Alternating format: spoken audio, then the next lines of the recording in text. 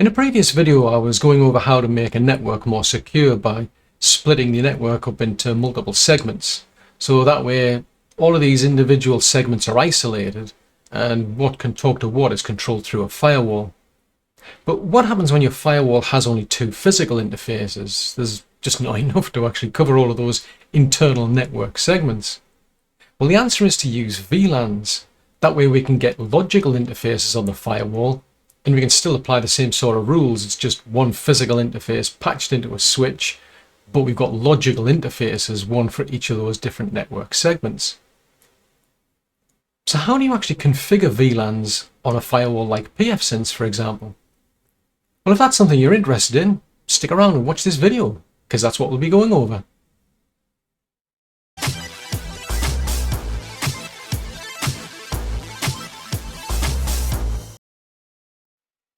Now, when it comes to actually setting up firewalls with VLANs, you're going to be in one of two situations.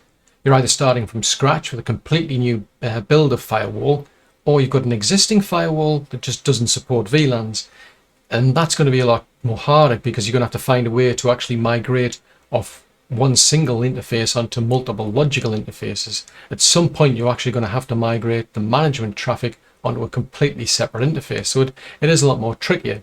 And one thing I've actually been finding is that the LAN interface that gets created by pfSense, it's very heavily integrated into services, and it can throw a bit of a strop really when you start changing things around. So what I'm going to do is I'm going to split this up into two parts. It's a case of, for the first part, we're going to actually just going to do a completely new build of pfSense, and then the second part will migrate an existing firewall. So because I've already actually done another video which covers the complete installation of pfSense plus some basic configuration, where we're at here is just basically picking up at that question where it's asking, do you want to configure any VLANs? Now, in that previous video, at this point I said no, because I knew I was going to have multiple network adapters to support multiple network segments, whereas here we're going to have one interface and we do need to split it up. Now, it does say that you've got a choice here. I mean, if you want, just don't bother with VLANs now and add them on afterwards. It is pretty easy to actually add those extra VLANs on later on. It's that LAN interface that I found to be the biggest challenge. So what I want to do here is to at least create one interface that's working on a VLAN basically. Otherwise, I know it's going to be a lot harder later down the line. So in this particular case, I'm going to say yes to the VLANs.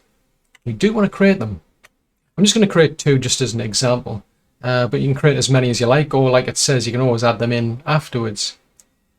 So the first question it's asking now is, well, which of these two interfaces is the one that you want the VLANs on? Now, for me, because I'm in VMware, I can tell straight away that it's VMX0. That's my internal interface, and that's the one that I want these VLANs to be on. So I'm going to go with VMX0. So that's the parent interface. And now it's asking the question of, well, which is the tag that you want to use? So what's the VLAN number, basically? So I'm going to have two here. I'm going to have one that's 100 and one that's 200. So put in 100. I mean, you can use whatever number you like. It's entirely up to you. It's a big, broad range here. One thing I would suggest is don't use VLAN 1. Some vendor switches, yeah, it's part of their basically security practices. Stay away from VLAN 1. Part of the reason is that typically out of the box, a switch assigns VLAN 1 to every port, and if you accidentally leave one open, then it means whoever's on that switch, whoever's plugged their computer in, will be straight onto a network, onto a VLAN that's operating. So it's a good practice. Don't bother using VLAN 1. Another reason is because some of the vendors are using VLAN 1 for system traffic, for example, and you can't get away from it. So you tend to find that they'll tell you to stay away from VLAN 1 and just use the rest. Now, in our case, I've started with 100 anyway, so it doesn't really matter, and it's a virtual switch. I mean, if I've got somebody actually breaking into my house and trying to plug a computer into my network, I've got far bigger problems, quite frankly. But I'm just trying to keep the kind of things in sync, really, with what happens in a business. So in this case, we've told it which interface we want this VLAN on. But it doesn't give me that much feedback, I must admit. It's not really telling me anything other than asking me the question again. Now, in this case, I do want to create another one, but it's asking again, well, which interface do you want to use? So I've got to say, okay, well, it's VMX0. Okay, so what VLAN number is it? 200.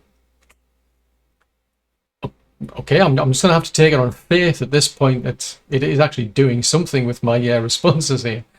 So I don't want to add any more in, at least not now. So I'm just going to hit return. And there you go. And it's saying, right, you've now got two extra interfaces. We've got a VMX 0.100 and a VMX 0.200. And it's telling you, these are going to get tagged. So it's a case of we'll now go through the rest of the setup process. So it's going to be similar to the previous video I did, where it's saying, well, what's going to be the WAN interface, what's going to be the LAN interface, and so on. Now, in my case, I know that VMX1 is going to be the WAN interface. So that's the one that ends in C8. So I'll just double check. Yep, that ends in C8. So we want VMX1. That's going to be our WAN interface. For the sake of this argument, I'm just going to go with we'll go with VMX 0.100 because this is the one. This is going to be the LAN interface. I've got a choice of like VMX 0, 100, or 200. I really don't want to pick VMX 0 because it's got no tagging. And like I say, once we pick this LAN interface, things are going to get really tricky if I suddenly decide to change my mind. So do make sure you pick an actual VLAN that you know is going to be either a trusted network or what you're going to be using for your management going forward, because it is going to be tricky to change your mind later down the line. And what happens is this interface, out of the box, what's going to happen is this will get rules that allow all traffic through, basically. It has a built-in sort of rule to allow management of the firewall through this interface, and then some more rules that allow any traffic anywhere. Any other interface, it just blocks and drops. So yeah, be a bit careful here, because what you're going to find is that you will not be able to get access through this particular interface, for example, unless you've actually configured your switch port, in my case with VLAN 100, for a computer that's plugged into that switch. So everything's got to be nicely lined up. So we've picked our WAN interface as VMX1, and I'm going to say that the LAN interface will be VMX 0.100. Now, I'm not too fussed about the other ones, the opt ones. I could enter them now if I want, but just to make things easier, I'm just going to ignore them for now. Makes things a bit easier when you're starting an initial installation anyway. So, just to confirm, VMX1 is the WAN interface, VMX 0.100 is the LAN interface. So I'll say yes, we'll proceed with that. And then off it goes and sets everything up. So once this is all finished, I'll bring you back. Well, as you can see here, pfSense has actually set itself up now. So it's picked an IP address through DHCP on the WAN side, and on the LAN side it's just gone with the normal default sort of settings where it picks the 192.168.1.0/24 network, and it's given itself the IP address of 1. Now, the one thing to bear in mind is that we're now playing on VLANs here. We've got to actually have a switch that's actually configured to support VLANs, and all the ports are set up properly. Otherwise, you just won't be able to get access to this. I mean, at this stage, we're just, configuring things through an actual console port, so it's very easy to, make changes and so on at that level. But to get anywhere else with pfSense, well, you've got to start configuring it through the actual web GUI. So for this particular computer, what I've done is it's a virtual firewall, and I've actually connected it into an actual virtual switch in VMware. I mean, I can't go through every different scenario, different types of physical switches, different types of virtual switches. They're all different in their own way and how they operate. But when it comes to VMware, as an example, the LAN interface is plugged into what's referred to as a trunk link. And for VMware, that means, well, VLAN 4095. It's a special network. Just expand out the list of networks here. What I've got is a series of port groups that are set up. And this particular one, which is the FW test network, I'll just move that to one side. You can see it's got a VLAN ID of 4095. So basically what that means is that it'll actually accept tagged traffic, basically. So this firewall can send packets that are tagged with VLAN 100, for example. Great. As far as the virtual switch goes, that's great, because when it comes to the virtual switches, these are all part of this FW test switch. So what I've been doing is creating port groups within, or at least attached to that test network, if you will. So I've got a VLAN 10, a VLAN 100, a VLAN 200, and you can see which switch they apply to. On physical switches, typically you create a VLAN and then you just assign it to a port, and then when you want to actually have like a trunk port, for example for a firewall, you'll just keep assigning multiple VLANs to that same interface. You've just got to make sure that it allows them to be tagged. So what we've got now is a firewall that's up and running. It's very basic, if you will. It still needs the actual configuration done to complete it, but its interface is in a trunk, so I can send any tagged packets I like and it'll all be nice and tickety-boo. Now I've got a PC over here. Now that is actually plugged into VLAN 100 because that's the interface we're on, VMX 0.100, and we're tagging packets as 100. So I've got a port group here in VMware which is specifically for VLAN 100, and on a physical switch you would actually just probably assign that one VLAN to that port. You don't bother tagging it, it's not relevant because the PC doesn't tag the traffic. Whereas in this case, the firewall's a special case. It needs to support multiple VLANs, so it does need to actually tag, or at least the switch needs to accept tags, and it needs to send tags. But again, it's a bit too complicated. I mean, this particular video, it's more to do with how to set up the VLANs on pfSense than anything else. But if we jump over to that PC, so like I was saying, this PC, it's actually connected to VLAN 100, and the actual firewall has a logical interface in VLAN 100. So if we go to find the web browser in here somewhere, we'll open up Brave. So it's connecting over to 192.168.1.1, which is our IP address. I say, yeah, we totally trust this. Then this is on the default. Yeah, I'll have to remember that. It's the default password. It's a completely new build. And there you go. It's now going to take us through the actual setup wizard. So it's working perfectly fine at this point. It's no different to any other setup of pfSense, except all we've done is we've just set up these logical interfaces rather than physical ones. So I'll just go along with the defaults for now. To be honest, it's not that big a deal because it's not an actual computer or firewall we're going to keep. Don't care about that. This is all set up for the WAN interface. Well, it doesn't really matter, as I say. I'm not actually going to get into much on this one anyway, but I just want to show you the differences between the interfaces, that's all. Just change the password. We then reload it with its changes. But what we'll get out of this is, yeah, that was a quick result. What we'll get out of this, though, is we'll see multiple interfaces, and then it's just a matter of going off and configuring them just as you would any other interface. So just see that that finishes. Yes, as ever, we have to agree to the policies. Okay, don't have time for an actual survey, I'm afraid. But if you go to the interfaces, it only actually understands the WAN interface and the LAN interface. So that's something to bear in mind, is that this VMX 0.100 is actually being referenced as what it sees as the LAN interface. So if I click on that,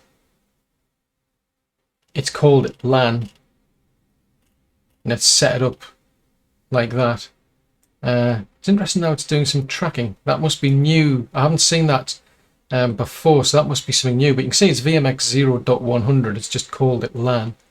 If we go back to the assignments again, what I can do is I can add additional interfaces in. So that's the physical interface. VMX 0 is the physical internal interface, but that won't have any tagging. So really, we just don't want to use that. But what we could do is we could add that one on as an extra interface to start using later on. And then we'll have multiple interfaces. So if you go to the rules, we've now got a WAN interface, a LAN interface. So I've got to enable that. It's been called opt1. We'll enable that. I mean, I can change its name to say, call it VLAN 200, for example, just for giggles. I'm not going to bother with IP addressing, but that's pretty much what you do, is you just keep adding interfaces in. You enable them like this, and then you can break up your network into like multiple sections. So it's pretty easy to do this sort of thing, and you can keep creating more interfaces as you go along. I'll do that in the next section rather than doing it here, because I've got to do that as part of a sort of like a migration anyway. This is just taking like forever and a day because of the DNS. It's more to do with the DNS resolution, I'm finding, because I'm being very, very picky on DNS out of the internet. It seems to take forever to do things like this if it can't get access to something on the internet, which has me a bit puzzled, I must admit, because technically I'm expecting it just a configuration change, but it seems heavily integrated into some dependency on DNS, I'm finding, because once I get the DNS part of it working, this sort of thing goes a lot quicker. But anyway, as you can see, it's pretty easy to set up from scratch, and much simpler in the sense that we've now got our first interface operating on VLAN 100. We've now got a second interface which is on VLAN 200. So if we go over to the rules, we've got a LAN and we've got a VLAN 200. So it's much easier to do it this way. Getting on to an actual set of logical interfaces from a firewall that's just got one physical interface and it's already built and configured. Yeah, as you'll say, that's going to be quite a challenge. Now I'm logged into a pfSense firewall here that has two actual interfaces, and they're already configured, but there's no VLAN tagging going on whatsoever. Now I can't really get into the details of setting up the switches and so on, because at this stage, well, the switch isn't really doing anything. I mean, it might actually be doing some tagging. It depends really on the vendor, depends on the actual setup and so on. But in my case, I've actually plugged it into what's called a trunk link. In VMware, it just basically accepts tagging or no tagging, but it's again, it varies depending on what your own setup is. Chances are you might have a PC running pfSense, for example, and it's just plugged into a port and it's just set up for VLAN 1. But either way, the challenge is going to be actually creating a series of logical interfaces and then migrating all of your traffic off this interface here onto all of these separate VLANs. It means reconfiguring all the ports on the switches as well going forward. So it is a lot more tricky. Whereas when you're starting from scratch, yeah, you do that as you're going along. Here we've got to start breaking things up. Everything's all tickety-boo, everything's working, but now we've got to literally break it up. So it is a bit challenging, I must admit, but it is doable. And it's a case we've got to start somewhere. So what we're going to do is we're actually going to create new VLANs. So I'm on a PC and it's plugged into what is actually a trunk port as well. It doesn't care about tagging. Wouldn't make any difference if I had this patched into a port that was configured for VLAN 10. As long as the firewall was plugged into a port with VLAN 10, really makes no difference as long as the PC and the firewall can talk to each other. So we start off where we've actually got to start creating our VLANs first. It's the first thing we've got to do. So if you just go over to the assignments here, interfaces, then assignments, you can see we've got a VMX1 interface and a VMX0 interface. So this has been set up as what's called the LAN interface from pfSense perspective. This is the internal interface. It's the mother of all interfaces, basically, because this is the interface that you use initially to actually complete the installation. It's got full access to any machine that's got access to this LAN interface has got access to everything from scratch. But what we need to do at this stage is to actually start creating our VLANs. They won't actually do anything until we start plugging computers in, changing switch ports and so on, but we may as well get started with the actual VLAN. So we click that tab there, click on the add button, and then what we want to do is, well, we pick our interface. So fortunately for me, it's picked the right interface anyway, and then we start creating a series of VLANs that we want, and we've got to do each one individually. I can't just do a big long list here. I've got to do each one individually, so we've got to give them tags. So I'm going to have one which is going to be VLAN 10. The priorities, I'm not really bothered about those. They're more to do with, well, it's more to do with QoS. I'm not really going to get into that sort of stuff. That's something I tend to handle within the actual switches themselves, or further upstream when we're getting into WAN routers or routers if you prefer. I'll just leave the description there for now. So that's tagged as VLAN 10. I'm going to create another one. I'm going to call that one 100. And I'm going to create another one.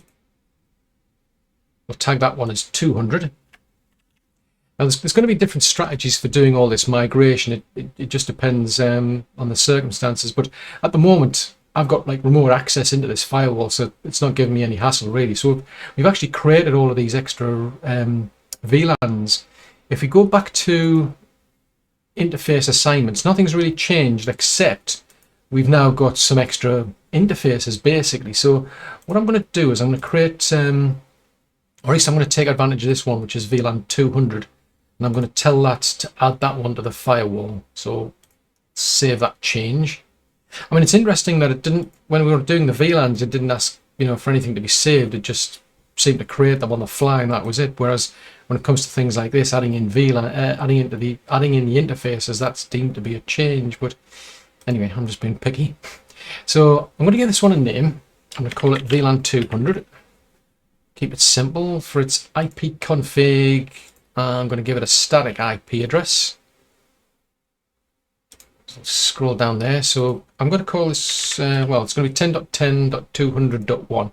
To be honest, it doesn't really matter. I mean, I'm just lining up the third octet with a VLAN ID. At some point, you're going to run out, to be honest, because there's over 4,094 VLANs available. So it's, the chances are you're going to start hitting problems at some point. But if you can keep things simple like that, all the better. So we'll create that. It's a /24 subnet. We'll say, yes, we want this interface enabled. And then we'll click save. Now, when I click apply, chances are this one's going to take forever and a day. Like I was saying earlier in the video, what I seem to be finding is if pfSense can't get access to the internet, it goes through this process. It tries to get access to the root DNS service, for example, using its DNS resolver, and that seems to have a bit of a hissy fit, I think, when it can't do that. It does seem to slow things down, because I've got another firewall, same spec. That one, these sort of changes are really, really quick. I mean, all we're doing is adding an interface, taking, to the point where it's like watching paint dry. So anyway, I'm going to wait for the little hamster wheel to finish spinning, and then I'll bring you back once it's ready. Right then, so we've actually got our interface now created. So if we went over to like the firewall rules, for example, if we go to VLAN 200, there are no rules, which means anything trying to get in on this interface is just going to get dropped. Whereas if you go to the LAN interface, it's pretty much a free-for-all. It's got a built-in anti-lockout rule to make sure you can get access to the firewall. It's making sure you can get DNS access to the firewall, but then it just opens the doors basically to anything. Now, for the sake of this video, I'm just going to keep things as simple as possible, because I don't want to take too long. So what I'm going to do is something that you should never really do, and I'm just going to allow all traffic. Bad idea. Terrible security idea, even for troubleshooting. It's a terrible idea. I'll tell you now, it's a bad idea. Don't do it. It's just a video. But anyway, I'm allowing access to anything from that interface, just for the sake of being able to get started and keep things simple. So what I should be able to do now is connect a computer that's on VLAN 200 to this actual firewall. So I'm going to sift through my virtual machines. Somewhere in here I've got another actual PC, because this is the tricky part. I've got to keep both sides of the connection open, if you will, at all times. So yeah, good, that one's on VLAN 200. So right, yeah, that's a tricky thing. The reason is I haven't set up the DHCP server. Right, so I'm going to set this up. Rather than being on DHCP, I'll just give it an IP address. So that's something else you're going to have to bear in mind. If you're using pfSense as an actual DHCP server, you've got to set up a separate DHCP scope for each individual subnet that you create effectively. So I'm going to call this one .100 /24 mask. Doesn't really matter about the default gateway, because I'm not going to actually use it, but I just want to basically get access to the actual firewall. So 10.10.200. Right, okay, so see if we can get access to that now. So 10.10.200. Right, okay, great. So basically what I'm doing is I'm giving myself the opportunity to have access through multiple PCs at this stage. So what we've done is we've made some changes. We've gone in on our default PC. So I mean, this could be a laptop. You could have it's like a laptop that's plugged into a switch port and it's already got access to this, pfSense firewall. Then what we do is we create, say, another switch port that's applied to VLAN 200 in this case, and then we just, disconnect the cable, plug it into the port that's in VLAN 200. So it could be the same computer. Good thing about hypervisors is that I can just make PCs up on the fly. It doesn't really matter. It makes my life easier. So what we've now got is we've got two computers that have both got management access to this firewall, which means that, well, basically when I trash the firewall and this PC loses access, it doesn't really matter because I've still got access through this PC. Although you'll find that, well, I don't know if it's just this particular build because I haven't run into this before until now. It just seems, well, it seems very fussy for some strange reason when you start pulling apart the LAN interface. So it's a case of this is what I would call my sort of temporary interface for some other network, maybe like an untrusted network. There's nothing else on it, so I'm quite happy having that very lax rule, basically, at least for now. I mean, really should be creating more strict rules, but anyway, this is a case of it's just an initial setup. I know there's nothing else can be plugged into this VLAN, so I'm quite comfortable doing that. The trick is now I've got to get everything off this LAN interface onto a VLAN interface. So because that's ending in octet number, well, the third octet is a 10, I want to set up what is VLAN 10 interface just to keep things simple, to be honest. It really doesn't matter, but if we go to interfaces again, so assignments, we're going to add in the one that does VLAN 10. We'll save that change, and I'm going to change its name just to make it a bit more obvious as to what it is. Tell you like, no, I've got to undo the other interface first. Yes, that's where it starts. Like I said, it's before I've even started, it's tricky. I don't know why this thing is tracking interfaces either. It's got, for some strange reason, on a build, it's now in IP version 6. It's got this annoying habit of wanting to track interfaces. But anyway, what I'm going to do is I'm going to change this over to none. So this is the LAN interface. This is the existing LAN interface that we've been using, the PC to get access to. And effectively what I'm doing is I'm taking it out of service. I'm taking its IP addressing away, and we'll see if it's complaining. Yeah, straight up, it's, even though I don't use IPv6, it's complaining. It's DHCP, it's complaining. So there's quite a few things we need to do. So what I'm going to do first is let's go back to this interface. So back to where we were. So I'm going to tell it not to track that interface, but I'm actually going to give it an IP address. Even though I'm not using it, in order to get access to this IPv6 part of it, I've still got to give it an IP address. So it doesn't really matter, it's just temporary what I use. I'll just save that change there, see if it lets us do that. Yeah.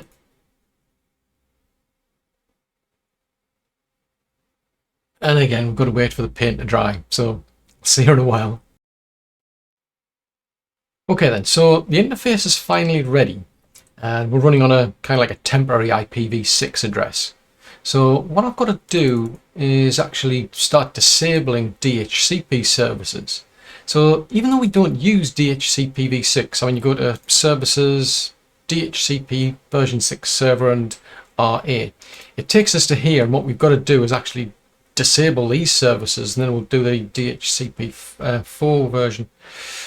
So I want to disable this, but the trouble is the settings that are because of what I did in configuring the IP address, it kind of puts these out of sync here. So what I'm going to do is I'm just going to change this over. I'll set it to that. That'll keep it happy, because it's, even if I don't, even though I'm disabling the service, if these things don't, these ranges here don't line up with what's possible, it'll still bark at me and complain. So we'll do that. So we're just taking DHCP version 6 out of service on the LAN interface. We then go over to the router advertisements. We'll take that out of service, so we disable that. Click on save. If you then go over to version 4, so we'll see what that one's up to. So DHCP version 4 on the LAN interface. So we'll take that one out of service as well. Save that somewhere down there. Right. So that's now saved. So if we go back over to the LAN interface again, let's see if we can disable the interface basically. So we'll take all of the IP addressing out of the equation. So it shouldn't be operating on either IPv4 or IPv6. So it hasn't complained at least. We'll click on the apply. Now, again, I'm just going to have to wait for the paint to dry basically. It's going to take a while. And then once it's ready, I'll then bring you back. Because it's a case of although the interface is enabled, it's now effectively out of service. There's nothing can talk to it. And because we've freed up the IP address, I can then transfer it over to the other one. So yeah, like I say, I've got to wait for the paint to dry. So I'll see you shortly.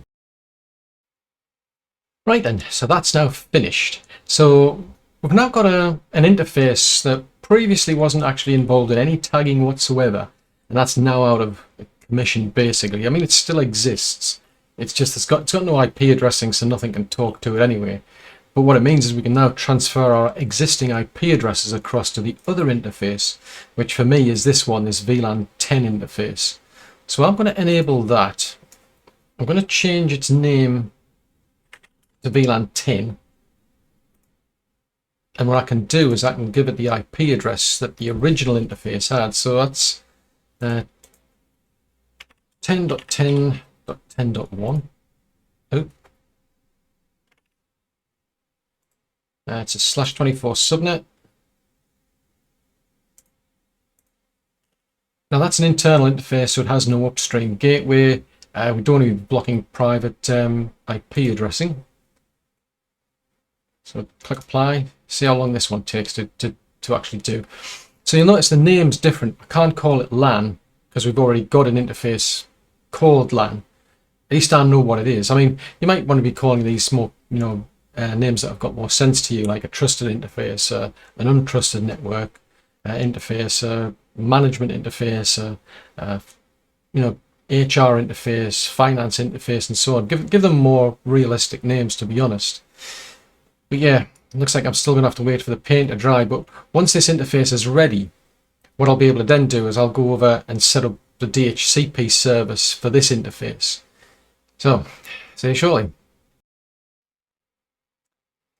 Okay then, so that change has taken effect. So there's a few more things to do next, which is, well, the interface is enabled, it's got an IP address, but one of the things I want to do is I want to enable DHCP, for example. So you can see we've now got a VLAN 10 interface. The LAN interface has actually disappeared. It's probably because it doesn't have an actual IP address, so it can't actually function. But I'm just going to tick that box. And it's just a matter of giving it a range. So I mean, it gives you an example of like how far you could go, but I'm just going to go with what I had running before. So that's, for me, it's just, 10.100 to 10.200. I'm not going to bother with these sort of settings in this case, because I mean, most of these, they'll just get it from the firewall anyway. Usually what the firewall does is it hands out its own IP addresses, the default gateways, the DNS server, etc. So click on save. So this should now be operating as a DHCP server, so that's a good thing. Another thing I want to double check is the DNS resolver, because I think that might be giving me grief. Right, so that's operating on the LAN interface. So I want to take that off the LAN interface. I'll just keep the control button held down. I'm going to let it run on those two interfaces there, as well as on the local host, and then also on the WAN. So the reason I've taken it off the LAN interface is, well, in previous attempts at doing this, I seem to keep running into issues. It doesn't actually cause a problem as such, but it's I want to see out of curiosity if this will fix it, if it's the DNS, because DNS yeah, it does seem a bit finicky. It does seem to give me a bit of grief, and that it, or at least the DNS resolver does. I think that's part of the reason why I get these changes taking so long to take effect. So what we've done is just literally disable it from the LAN interface and enabled it on the LAN 200 and VLAN 10 interface. But yeah, you can see the little wheels spinning around. So I'm going to wait until it's finished and it's applied those changes, and then I'll bring you back. Well, those changes have now taken effect. So what I've done is I've come over to the firewall rules. So click on firewall, then rules, and then what we're interested in is the VLAN 10 interface. Because, I mean, we are leasing out IP addresses through DHCP on the interface. It's just all built into the system. It doesn't need any like rules configuring. But the trouble is, well, by default, you know, without any rules configured, we're just going to drop traffic left, right, and center on this interface. So one of the benefits of having this LAN interface still enabled is I can copy existing rules across. I mean, I can start from scratch. It's entirely up to you, I suppose. It depends on how many rules you've got, but it's a good way to spring clean your firewall rules, basically. But in this case, I'm just going to copy some of them across just to make my life a bit easier. So once I click on that copy button, it's really just a case of changing the interface and the source. And then we'll end up with an exact copy of that original rule. So the interface is now VLAN 10, and the source address is the VLAN 10 net, or VLAN 10 network. So apply that rule there. Then if we go back to VLAN 10 again, I'll just copy this open rule, because this way at least I can still get access to the actual firewall through that interface as well. Because ultimately this interface is the one where we want to be doing all of our management from, because that was the one we originally set up to be our secure interface, if you will. I mean, all these rules need tidying up. It's just like a temporary test firewall I set up just to demonstrate all this, but we should now be able to get access from the PC. So this PC, it's actually in VLAN 10 now. So what we should be able to do is just clear that entry out there, so we'll go right to the start. Just see if it's actually got an IP address. Wired settings. Oh, there you go. All right, doesn't really matter. Just took a while. Right. Okay. So, right. So we'll log back in again. So we've got access to the actual firewall back on the original. What would have been the original management network. Effectively, this LAN network was our most secure network, and now we've transferred all of the actual IP addressing over to here.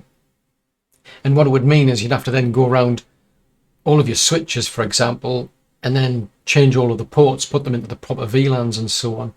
I mean, it's very easy to just keep adding, you know, VLANs into here. I mean, if we go to interfaces, if we go to assignments, click on VLANs, I can just add another VLAN. So I might want one for, say, like VLAN 300. So it's really easy to just keep adding them in, and it means, yeah, this whole process is it's a lot simpler than doing it through the console that we were doing before. So yeah, you just keep adding these in, and as long as the switch has that VLAN assigned to the port, then you're fine. And it's just a matter, as I say, of just putting the computers out there into the relevant VLAN and configuring all these interfaces up to match.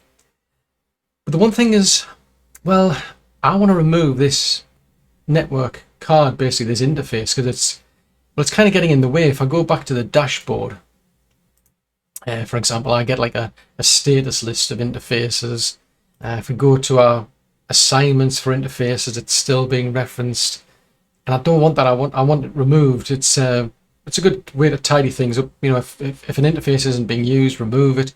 It's good for the security because, well, potentially that could be used for sending untagged traffic, which I wouldn't want in a network. I want everything tagged and accounted for, because untagged traffic can get used. Well, yeah, it's a bit of a security risk. So we want to remove that interface. Now, if you follow the sort of like the business process, normally what you would do is disable the interface before you would then remove it. But what I'm finding is, if I actually do that, I lose access to the actual firewall.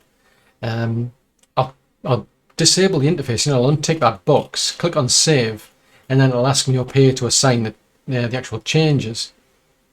And then it'll just go through that process, and eventually it'll finish, but you won't get a confirmation to say it's complete.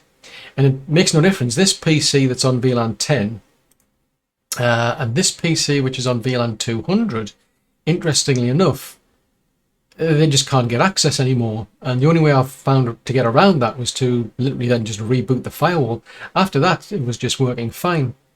But interestingly enough, what I have found does actually work is if we just delete the interface. Normally, as I say, if you're following like business practice, you wouldn't do that. You would disable it first and then remove it once you're certain it's no longer needed. But the problem is, if you don't have, say, like console access to that firewall, it's going to be tricky to reboot it, for example. So what I'm going to do here is something you normally wouldn't be doing in a business environment, for example, but at least it works with pfSense. I'm not quite sure what's going on, to be honest. I mean, if you've got any idea what's causing this, I'd love to know, because technically the interface isn't in use. All of the IP addressing is now coming through VLAN 10.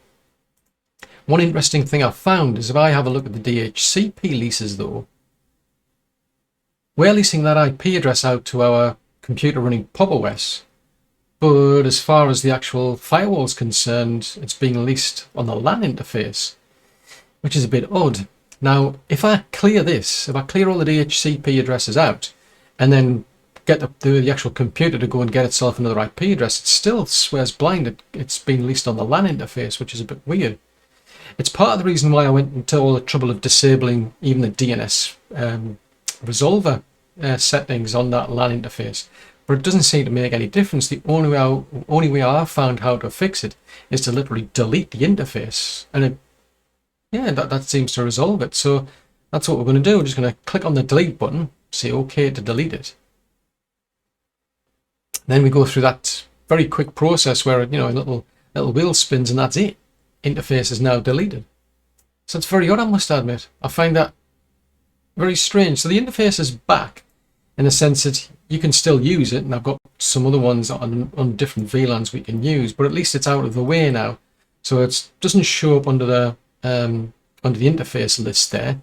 We go back to our dashboard. It should be missing from our status over there, but I'm curious to see what we get out of the DHCP server now.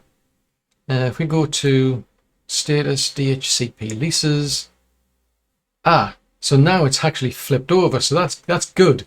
So I don't know whether that had some relationship to it. I couldn't basically get rid of that. As I say, if I deleted the actual reservations and then got the computer to reserve another IP address, it would always just keep going back to the LAN interface. And if I disabled the LAN interface, I just lost connectivity. But for whatever reason, deleting the interface fixes the problem. It does exactly what I wanted, because I would have disabled it, then deleted it. I've just kind of like jumped ahead, if you will, by deleting it completely. But yeah, I mean, if you've come across anything like that before and you know what's causing, I'd love to know. So basically what it means is now we've got effectively two ways to get onto this firewall, which we shouldn't have. So it will be a case of then going back and tidying up all these rules. So for instance, we definitely would want to completely open up. We'd put in proper rules to lock access down, put in a more specific rule in here to allow access to this specific firewall. I mean, we'd obviously want the firewall on some other port to 443 anyway, to be honest. You'd want different names for your interfaces, make them more easy to understand and so on. But that's the way in which I've been doing my migrations in the past. It's a bit of a fiddly process where you've got to disable things like DHCP for IP version 6 when you're not even using it, at least as far as you're aware. You don't assign an IP address to the interface, and yet it swears blind. Well, it must be in use, so you've got to go through all this process of disabling things. So yeah, it's much easier if you can start from scratch. Well, thanks for making it to the end of this video. I really do hope you found it useful. If so, then do click the like button and share, because that encourages YouTube's algorithm to suggest it to other people who might find it useful as well. If you're new to the channel and you'd like to see more content like this, then yeah, do subscribe. Just remember to click the little bell icon though, that way you'll get notifications when I send new content out. If you've got any comments, any suggestions, if you want to leave any feedback at all, please post that in the comments section below. And if you'd like to support the channel, I've left links to both Patreon and PayPal in the description below. But above all, thanks very much for watching. I'll see you in the next video.